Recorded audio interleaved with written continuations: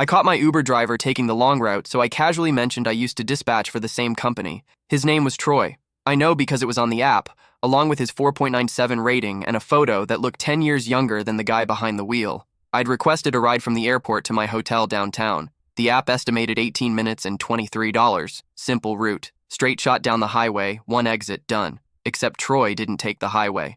At first, I didn't notice.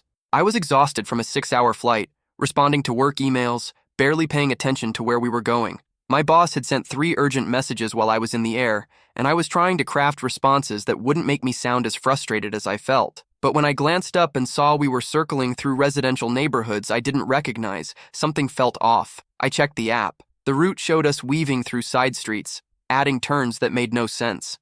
The estimated arrival time had jumped to 34 minutes. The fare had climbed to $41. I looked up at Troy. He was focused on the road, one hand on the wheel, the other resting casually on the center console. His eyes flicked to the rearview mirror, meeting mine for a split second before looking away. "Traffic's pretty bad today, huh?" I said, keeping my voice light. "Yeah," Troy replied. "Always is this time of day, taking a shortcut." Except it wasn't a shortcut.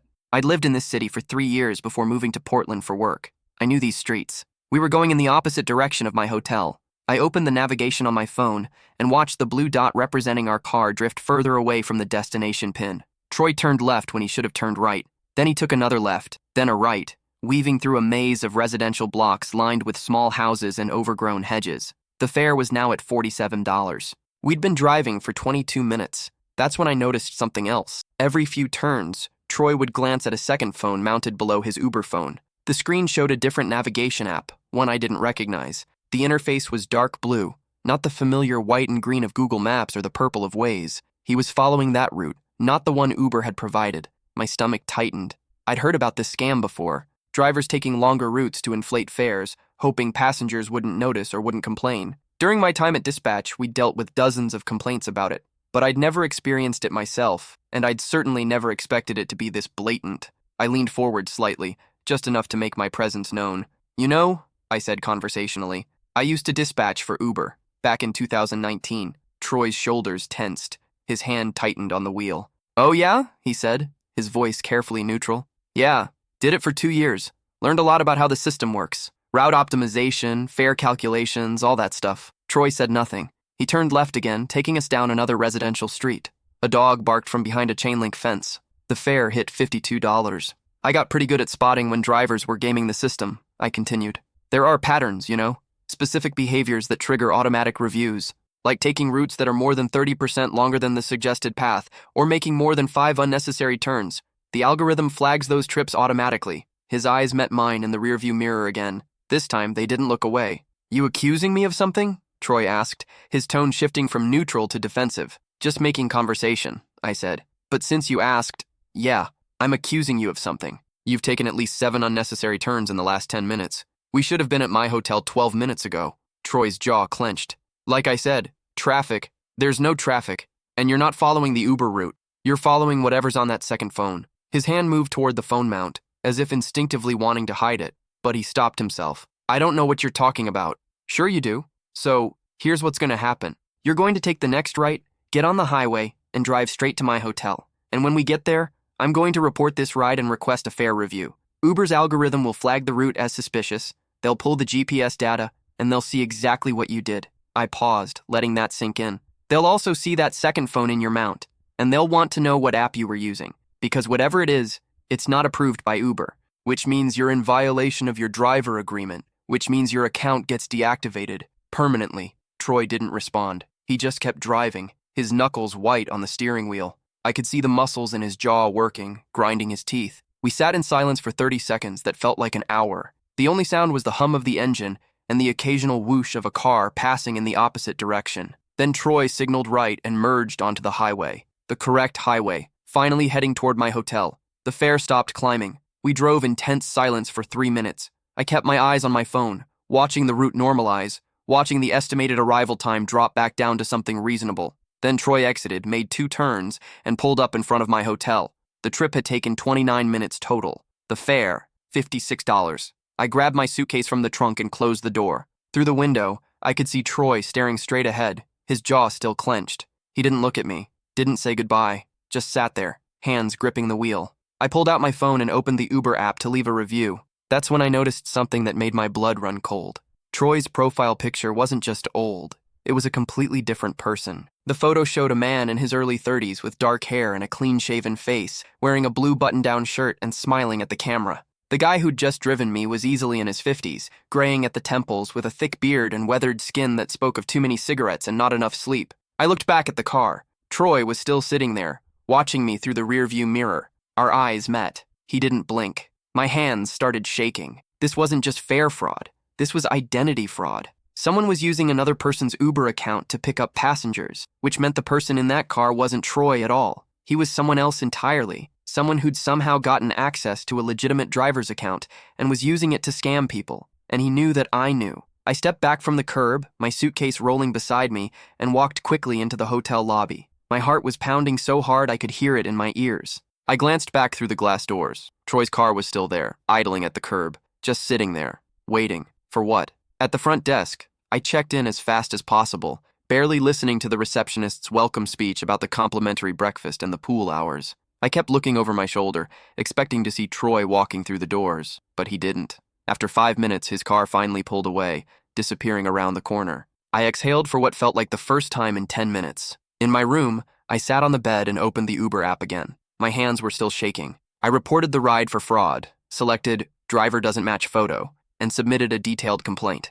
I described the unnecessarily long route, the second phone with the strange navigation app, and the fact that the driver looked nothing like the profile picture. Then I called Uber's support line. The representative sounded bored when she answered, "Thank you for calling Uber. How can I help you?" "I just had a ride where the driver didn't match the profile photo. He also took a fraudulent route to inflate the fare." There was a pause. I could hear her typing. "I'm sorry to hear that. Can you provide the trip details?" I gave her the information. The driver's name, the date and time, the pickup and drop-off locations. She put me on hold.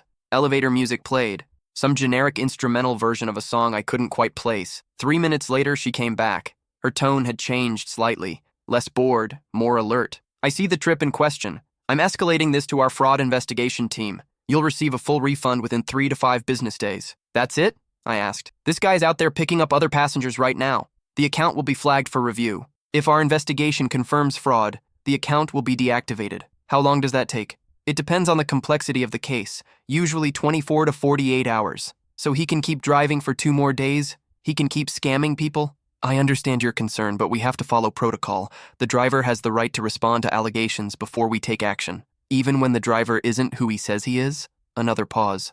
"I've noted your concerns in the case file. The fraud team will prioritize this. Is there anything else I can help you with today?" I wanted to scream. I wanted to explain that this wasn't just about getting my money back. This was about stopping someone who was actively committing fraud. But I could hear in her voice that she was already moving on to the next call. "No," I said. "That's all." I hung up, frustrated. 2 days felt like an eternity. How many other people would Troy, or whoever he was, scam in that time? How many would even notice? Most people didn't know the city well enough to realize they were being taken on a fraudulent route. Most people just paid the fare and moved on with their lives. I tried to put it out of my mind. I ordered room service, a burger and fries that I barely tasted. I took a shower, standing under the hot water for 20 minutes, trying to wash away the anxiety that had settled in my chest, but I couldn't sleep. Every time I closed my eyes, I saw Troy's face in the rearview mirror, watching me. Those cold eyes, that clenched jaw, the way he just sat there after I got out, not leaving, not moving. What had he been thinking? Was he angry? Scared? Planning something?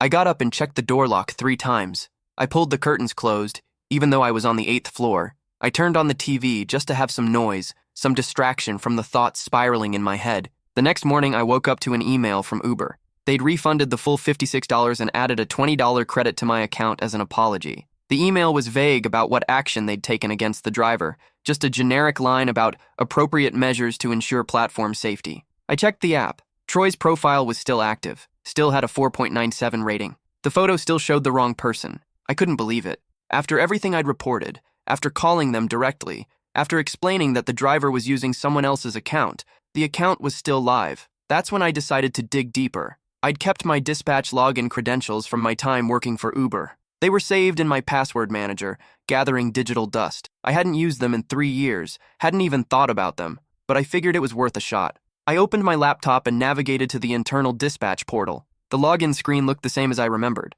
I entered my credentials, expecting to get an error message saying my account had been deactivated. Instead, the page loaded. To my surprise, my login still worked. I was in. The interface had changed slightly. New fonts, reorganized menus, but the core functionality was the same. The dispatch system gave me access to real-time driver data, trip histories, and account information. It was designed to help dispatchers monitor driver behavior, resolve disputes, and investigate complaints. I searched for Troy's account using the trip ID from my ride. What I found was worse than I'd imagined. The account belonged to someone named Victor Huang. The photo matched. Dark hair, clean-shaven, early 30s. But according to the system, Victor had been deactivated 6 months ago for multiple fraud complaints. His account showed a red flag with the notation, "Permanent deactivation, fare manipulation, do not reinstate." Someone had reactivated his account, and they'd been using it ever since. I scrolled through the trip history. In the past 6 months, the account had completed over 2,000 rides. I did the math.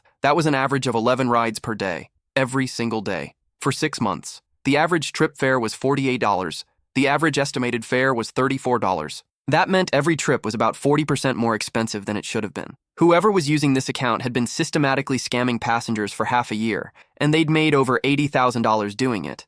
I felt sick. This wasn't just one bad driver trying to make some extra money. This was organized fraud. Someone had hacked into deactivated accounts, reactivated them, and was using them to run an elaborate scam operation. I kept digging. I pulled up the GPS data from my trip and compared it to the Uber-provided route. Just as I'd suspected, Troy had taken a route that was 3 times longer than necessary, weaving through residential streets to pad the fare. But here's what caught my attention. The GPS data showed that Troy had made the exact same unnecessary detour on 47 other trips in the past month. Not similar detours, the exact same route. Turn by turn, street by street. It was a pattern, a route specifically designed to maximize fare inflation while looking just plausible enough to avoid immediate suspicion. Someone had engineered this, tested it, optimized it.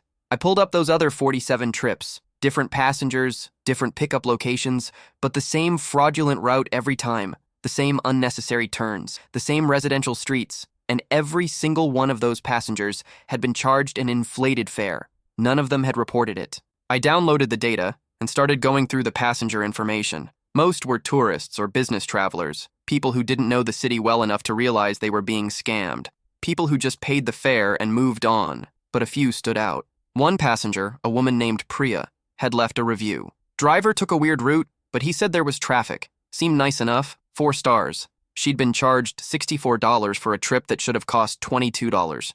Another passenger, a man named Dennis, had written, "Not sure why the fare was so high, but maybe that's just how expensive Uber is now. Friendly driver, though." He'd been charged $71 for a $26 trip. A third passenger, someone named Taylor, had complained, "Route seemed unnecessarily long, but driver said it was faster this way. Won't use again." $58 for a $19 trip. These weren't just inflated fares. These were systematic, calculated thefts. And Uber's algorithm hadn't caught it because whoever was running this operation knew exactly how to game the system. They knew what thresholds to stay under, what patterns to avoid, how to make each individual trip look just barely legitimate enough. I needed to report this properly, not just through the app or the support line, but directly to Uber's fraud investigation team. I still had contacts from my dispatch days, people who worked in the trust and safety department. I opened my email and started typing to my old supervisor, Danielle. We'd worked together for 2 years. She'd been the one who'd trained me, who'd taught me how to spot fraudulent patterns. If anyone would take this seriously, it was her. I attached screenshots of the trip histories, GPS routes, fare comparisons. I explained everything I'd found. The deactivated account that had been reactivated, the 2,000 fraudulent trips, the $80,000 in stolen fares. I laid it out methodically, the way I'd been trained to document incidents when I worked there. I hit send at 2:47 p.m. She responded at 3:31 p.m. "Holy shit, this is bigger than you think. We've been tracking a fraud ring for months, but we couldn't figure out how they were reactivating deactivated accounts. You just gave us the missing piece. Can you come to the office tomorrow? We need you to walk us through exactly what you found. And we need to do this in person, not over email." "This is serious," I agreed. That night I barely slept again. But this time it wasn't fear keeping me awake. It was adrenaline. I'd stumbled onto something big, something that could help a lot of people. The next day, I took an Uber to their headquarters. This time, I checked the driver's photo 3 times before getting in the car. It matched. The driver was a woman in her 40s who didn't say much, which was fine by me. The route was direct. The fare was exactly what the app estimated, $18. No detours, no second phone. At Uber's office, Danielle met me in the lobby. She looked exactly the same as I remembered. Short black hair, rimless glasses, perpetually carrying a tablet and looking like she hadn't slept in 3 days. She'd always been like that. Intense, focused, the kind of person who took her job seriously, sometimes too seriously. "You have no idea what you stumbled into," she said as we walked to the elevators. "Your email made that pretty clear." I couldn't say much over email, security protocols, but this is bigger than just one driver or one account. This is a coordinated operation. She took me to a conference room on the 7th floor. Inside were 4 other people, 2 from the fraud investigation team, 1 from legal, and 1 from engineering. They all looked tired, stressed, like they'd been working on this for a long time without making progress. Danielle pulled up my data on the big screen, a massive monitor that covered half the wall. "This is the account that picked up our whistleblower 2 nights ago," she said, pointing to Troy's, or rather, Victor's profile. "As you can see, it was deactivated 6 months ago for fraud. Multiple passengers complained about inflated fares. We investigated, confirmed the violations, and permanently deactivated the account." She clicked to another screen showing the deactivation log, but somehow it was reactivated without going through our standard reinstatement process. There's no record of an appeal, no documentation of a review. The account just came back online, and it's been operating ever since. One of the engineers, a woman named Keisha, leaned forward. She had dark skin, braided hair pulled back in a ponytail, and the exhausted look of someone who'd been staring at code for too many consecutive hours. "We've been seeing this pattern for 8 months now," Keisha said.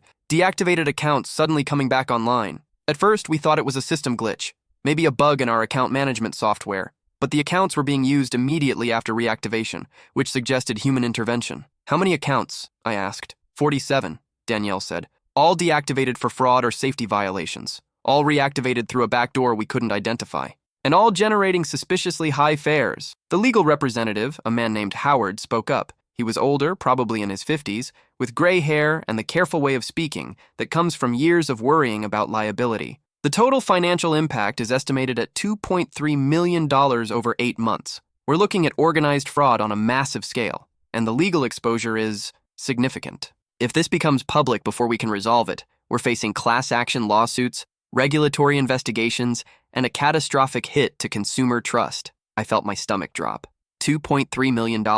That's a conservative estimate, Danielle said. "Based only on the fare overcharges we can definitively prove. The real number is probably higher." "And you couldn't figure out who was doing it?" "That's the problem," Keisha said. "The reactivations were happening through legitimate admin credentials. Someone with internal access was bringing these accounts back online. But we have over 200 employees with that level of access. Dispatchers, supervisors, fraud investigators, engineers. We couldn't narrow it down. We tried tracking the IP addresses," said one of the fraud investigators, a man named Roland. He was younger, maybe late 20s, with the kind of nervous energy that suggested too much coffee. "But whoever's doing this is smart.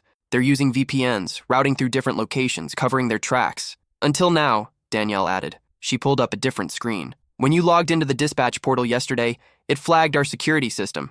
Not because you did anything wrong, you have legitimate credentials, but because we'd been monitoring all admin activity related to these fraudulent accounts." She clicked through to a log of system access. Row after row of data, timestamps, employee IDs, IP addresses, actions taken. "Your login gave us a timestamp.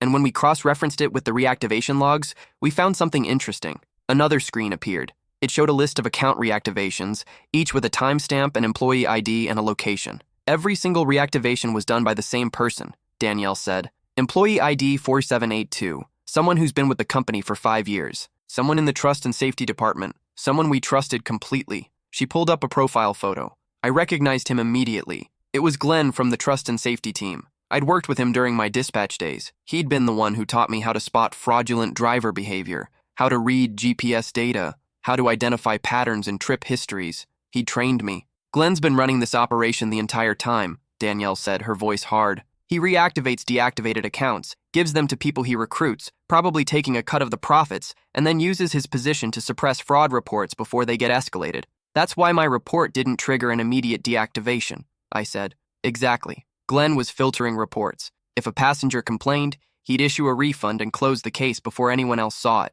The passengers got their money back, so they didn't push further. They had no reason to. And the fraudulent accounts kept operating. I felt sick again. All those passengers who'd complained, Priya, Dennis, Taylor, they'd all gotten refunds. They'd all thought the problem was solved.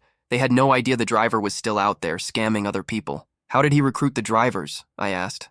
Roland pulled up another screen. We think he's targeting people who need money desperately, probably through online forums or community groups, places where people post about financial struggles, unemployment, evictions. He offers them a way to make extra cash by driving for Uber using these reactivated accounts. They don't ask questions because they need the income. The drivers following the fraudulent routes aren't necessarily doing it knowingly, Keisha added. Glenn's been providing them with a modified navigation app that automatically routes them through these inflated paths. They think they're just following GPS. They don't realize the routes are designed to scam passengers. I thought about Troy, the second phone mounted below his Uber phone. That dark blue interface. That must have been the modified navigation app. So Troy, or whoever that driver was, might not have known he was scamming me? Possibly, Roland said. Though at some level, they have to suspect something's wrong. The fares are consistently higher than normal, and passengers occasionally complain. But Glenn's been protecting them, issuing refunds and closing cases so they keep driving. They're probably thinking, hey, if it was really wrong, I'd get in trouble, Danielle said. But Glenn makes sure they don't, so they keep doing it. Where's Glenn now? I asked. Danielle's expression hardened. Her jaw set in that way it used to when we had to deal with particularly difficult cases. That's the problem. We confronted him this morning with the evidence, brought him into a conference room with HR and legal. He denied everything at first, said the logs must be wrong, said someone must have stolen his credentials. But when we showed him the full extent of the data, all 47 accounts, all the reactivation timestamps matching his employee ID, all the IP addresses traced back to his home and his office computer, he stopped talking, just sat there. Then he said he wanted to speak to his lawyer. We couldn't stop him, Howard said. He wasn't under arrest. We're not law enforcement. We suspended him immediately, revoked his system access, and called the police to report the fraud. But he disappeared during his lunch break, Danielle continued. Said he was going to get his lawyer's contact information from his car. Never came back. He's not answering his phone. He's not at his apartment. We've reported him to the police, but he's got at least a 6-hour head start. My heart was racing. So he's just gone? For now. The police have issued a warrant. They're checking airports, bus stations, border crossings. But he could be anywhere. Howard spoke up again. We're also dealing with a major liability issue. If this goes public before we can control the narrative, we're looking at lawsuits, regulatory investigations, and a catastrophic hit to consumer trust. The media would have a field day with this. Uber executive runs massive fraud ring from inside the company, Roland said, his voice bitter. That's the headline. That's what destroys us. So what happens now? I asked. We're deactivating all 47 compromised accounts immediately, Danielle said. We're contacting every passenger who was affected and offering full refunds plus compensation. And we're implementing new security protocols to prevent this from happening again. 2-factor authentication for all admin actions, Keisha said. Mandatory audit logs that can't be deleted or modified. Separation of duties so no single person can both reactivate accounts and close fraud reports. What about the drivers who were using the accounts? I asked. That's complicated, Roland said. Some of them might be victims themselves, recruited by Glenn, and given fraudulent tools without fully understanding what they were doing. Others might be complicit. We're investigating each case individually. We need to identify them first, Danielle said. Most of them were using the legitimate driver's identity, so we don't even know their real names. I thought about Troy again, his face in the rearview mirror, the way his jaw clenched when I called him out, the way he sat in his car after I got out, just watching me. I want to help, I said. Whatever you need. I want to make sure this gets fixed. Danielle nodded. We were hoping you'd say that. We need you to document everything from your ride. The exact route, the conversation, the second phone you saw, everything. It's going to be used as evidence in both our internal investigation and the criminal case against Glenn. I spent the next 4 hours in that conference room going through every detail. They recorded my statement, had me mark up maps showing exactly where Troy had turned, where he deviated from the route. They asked me to describe the second phone, the navigation app, the interface. What color was it? What did the icons look like? Did I see any text on the screen? They cross-referenced my account with the GPS data, matching my memory to the digital trail. They showed me screenshots of other trips that had used the same fraudulent route, asking if anything looked familiar. By the time I left, it was dark outside. My head was pounding. I'd drunk 4 cups of coffee and hadn't eaten anything since breakfast. Danielle walked me to the lobby. You did good, she said. A lot of people would have just complained and moved on. You actually followed through. I couldn't let it go, I said. It felt too wrong. That instinct is why you were a good dispatcher, she said, and why this fraud ring is about to collapse. She paused, then added, I know you left this work behind. I know you moved on. But if you ever want to come back, we could use someone like you, someone who actually gives a shit. I smiled, but shook my head. I appreciate it, but I'm good where I am. I figured, but the offer stands. I took a regular taxi back to my hotel. A yellow cab, old-fashioned, with a meter that clicked audibly. I wasn't ready to trust Uber again just yet. Over the next 3 weeks, I followed the case closely. Danielle kept me updated through encrypted emails, careful not to include too many details in case the communications were ever subpoenaed.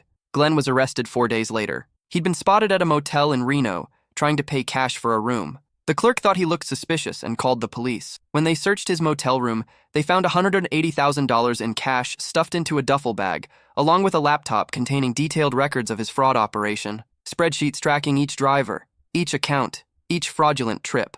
He'd kept meticulous records, probably planning to use them as leverage if he ever got caught.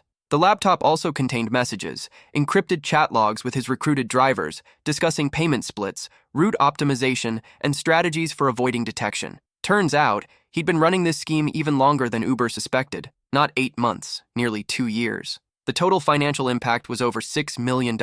He'd recruited 73 drivers across 5 cities, not just in my city, but in San Francisco, Los Angeles, Seattle, and Portland, all of them using reactivated accounts, all of them following his modified navigation app, all of them taking longer routes to inflate fares. Some of the drivers were complicit and knew exactly what they were doing. They'd split the profits with Glenn, 60-40 in his favor. They'd been making thousands of dollars a month, sometimes more than legitimate drivers made working twice the hours. Others, like Troy, seemed to be semi-aware, but chose not to ask questions because the money was good. Troy, whose real name was Leonard Briggs, was arrested 2 days after Glenn. The police tracked him down through the vehicle registration. The car he'd been driving wasn't even his. It belonged to his sister, who had no idea he was using it to commit fraud. During his interrogation, Leonard admitted that Glenn had recruited him through a Facebook group for people struggling financially. The group was called Side Hustles and Extra Income and had over 40,000 members. Glenn would private message people who posted about needing money,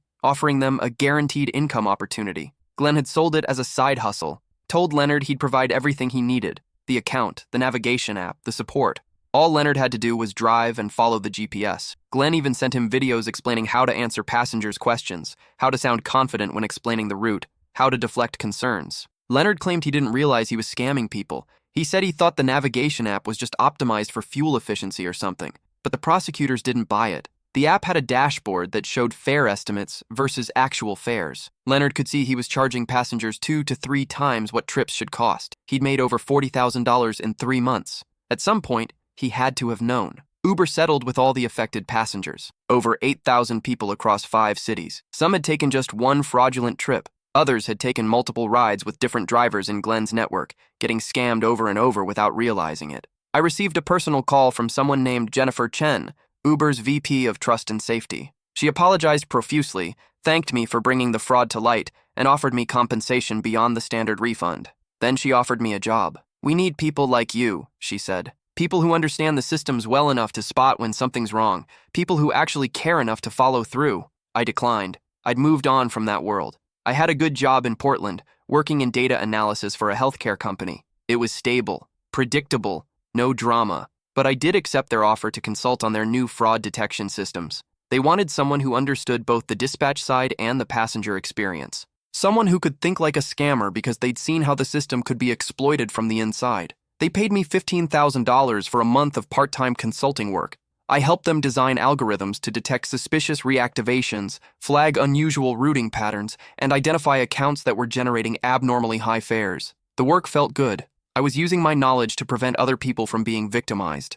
Every line of code I helped write, every detection rule I helped design, was protecting someone from what had happened to me. Glenn went to trial 8 months later. The evidence against him was overwhelming. The laptop records, the chat logs, the bank accounts showing deposits totaling over $1.4 million over 2 years. The testimony from drivers he'd recruited, some of whom cut deals to testify against him. He tried to argue that he was just helping people make money, that the drivers were the ones actually committing fraud. But the prosecution showed that he'd designed the entire system, created the modified navigation app, reactivated the accounts, and suppressed the fraud reports. He was convicted on 47 counts of fraud, conspiracy, computer crimes, and wire fraud. The judge sentenced him to 12 years in federal prison and ordered him to pay $6.2 million in restitution. Leonard took a plea deal. He agreed to testify against Glenn in exchange for a reduced sentence. He got 3 years probation, 500 hours of community service, and was ordered to pay $43,000 in restitution. The other drivers faced varying consequences depending on their level of involvement.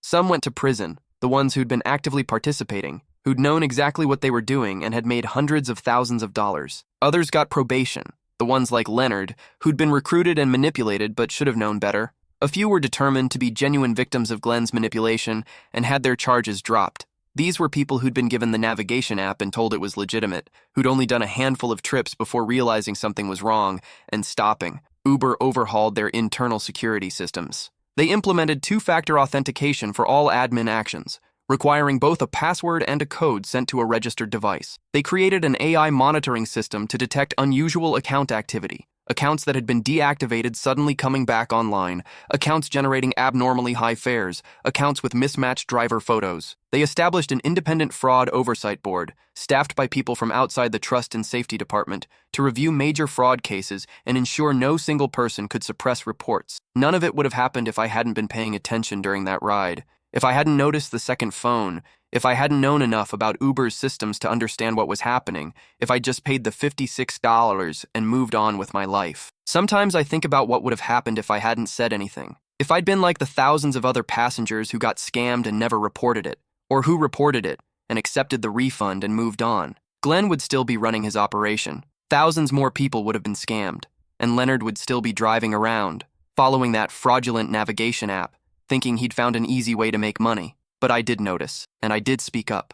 6 months after the trial, I got a message through LinkedIn. It was from Priya, one of the passengers who'd been scammed by Leonard using the same route he'd taken with me. "I just found out about the fraud case," she wrote. "I saw your name in an article about the whistleblower who exposed it all. I was one of the victims. Trip number 8744, October 2023. $64 for what should have been a $22 ride. I never would have known if Uber hadn't reached out to refund me. Thank you for catching this.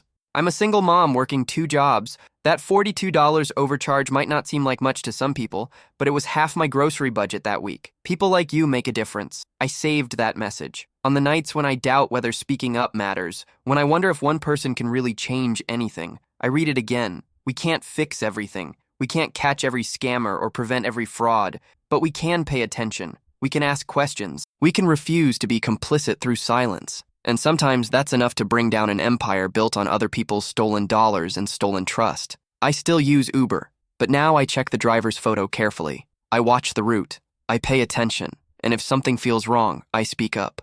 Because if I learned anything from that ride with Troy, it's this. The system only works when people care enough to call out the truth, even when it's uncomfortable. Especially when it's uncomfortable. A year after Glenn's conviction, I was back in the city for a work conference. I needed a ride from my hotel to the convention center. I opened the Uber app, requested a ride, and watched the car approach on the map. The driver's name was Patricia, 5-star rating. Photo showed a woman in her 40s with a warm smile. When the car pulled up, I checked the license plate. Matched. I checked the photo. Matched perfectly. Same woman, same smile. I got in. "Convention center?" Patricia asked. "Yes, please." She took the direct route. Highway entrance 2 blocks away. Straight shot down the interstate. 1 exit. Perfect. The fare came out to $14, exactly what the app had estimated. As I was getting out, Patricia said, "Have a great day at your conference." "Thank you. You too." She smiled and drove away. The system was working. Most of the time, with most drivers, it worked exactly as it should.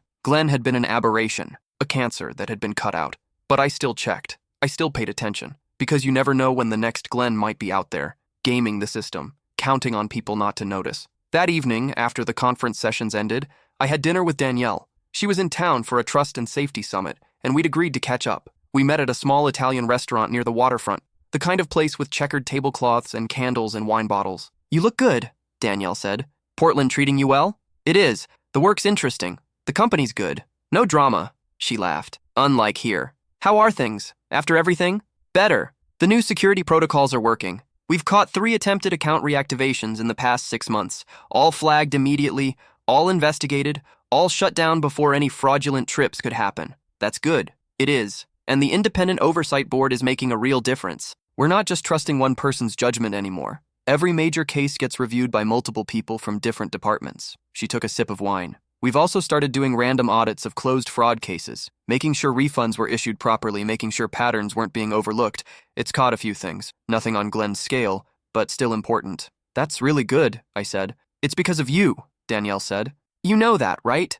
All of this, the new protocols, the oversight board, the audits, it all came from what you uncovered." I didn't know what to say to that. I'm serious, she continued. Jennifer Chen told the board that if one passenger hadn't been paying attention, hadn't known enough to recognize what was happening, Glenn would still be operating. We estimated he would have stolen another $4 million over the next year before the pattern became obvious enough for us to catch. I just did what anyone would do. No, Danielle said firmly. Most people wouldn't. Most people would have complained, gotten their refund, and moved on. You dug deeper. You used your knowledge. You followed through. She paused. That's rare, and it matters. We spent the rest of dinner catching up on normal things. Her new apartment, my new city, shared memories from our dispatch days. It felt good to reconnect with someone who understood that world. As we were leaving, Danielle said, "You know, the consulting offer is still open. We could always use your insight." I smiled. I'll think about it. And I did think about it. Over the next few weeks, I thought about it a lot. I'd left the rideshare industry because I was burned out. The constant complaints, the difficult drivers, the passengers who lied, the moral ambiguity of deciding whose story to believe. It had worn me down. But what I'd done with the fraud case, that felt different. That felt like I'd made a real difference. Not just resolving one dispute or issuing one refund, but actually changing the system for the better. 2 months later, I accepted a part-time consulting position with Uber. Remote work, flexible hours, focused specifically on fraud prevention and detection. I could keep my day job and do this on the side. It's been 3 years now. I've helped them catch 6 more fraud operations. Nothing as big as Glenn's, but still significant. A driver in Miami who was using fake surge pricing screenshots to trick passengers into paying cash. A dispatcher in Chicago who was creating phantom rides and pocketing the fares. A regional manager in Phoenix who was taking kickbacks from drivers in exchange for ignoring safety complaints. Each case is different. Each one requires digging through data, spotting patterns, understanding how people are exploiting the system's weaknesses. And each time we catch someone, I think about Priya, about her $40 grocery budget, about all the people who were being stolen from without even knowing it. Last month, I got another LinkedIn message, this one from Dennis, the passenger who'd written that review about not understanding why his fare was so high. "I know this is years late," he wrote, "but I wanted to thank you. I read about the fraud case in 2023. I was one of the victims. 3 different trips, all overcharged. I never connected the dots until Uber reached out. The refunds they sent helped, but more than that, it helped to know someone cared enough to catch it. Thank you." I added his message to the folder where I keep Priya's, reminders of why this work matters. My friends sometimes ask me why I bother, why I spend my evenings and weekends analyzing trip data and GPS routes when I could be doing anything else. I tell them about that ride with Troy, about the second phone and the fraudulent route, and the moment I realized something was deeply wrong. I tell them about Glenn and the $6 million he stole, and the 73 drivers he recruited, and the thousands of passengers who were scammed. I tell them about Priya's grocery budget, and Dennis's confusion, and all the people who trusted the system and got betrayed. And I tell them that if I can prevent even one person from going through what they went through, it's worth it. Because the truth is, most fraud doesn't get caught. Most scammers operate for years before someone notices. Most victims never even realize they've been victimized. The system only works when people pay attention, when people care enough to ask questions, to dig deeper, to follow through even when it's inconvenient. That's what I learned from Troy, or Leonard, or whatever his name was. That ride cost me $56 and gave me a sense of purpose I didn't know I was missing. Sometimes the best thing you can do is refuse to look away. Refuse to accept that something's wrong just because fixing it is hard. Refuse to be the person who shrugs and moves on. The world needs more people who notice when something's off, who speak up even when it's uncomfortable, who follow through even when it's difficult. I try to be that person, not always successfully, but I try. And 3 years later, I'm still checking driver photos, still watching routes, still paying attention, because you never know when you might catch the next fraud, the next scam, the next person who's counting on everyone else being too busy or too tired or too distracted to care. And when you do catch them, when you shine a light on what they've been doing in the shadows, you're not just helping yourself, you're helping every single person who comes after you. That's worth $56. That's worth staying up late analyzing GPS data. That's worth sending encrypted emails to fraud investigators. That's worth refusing to look away.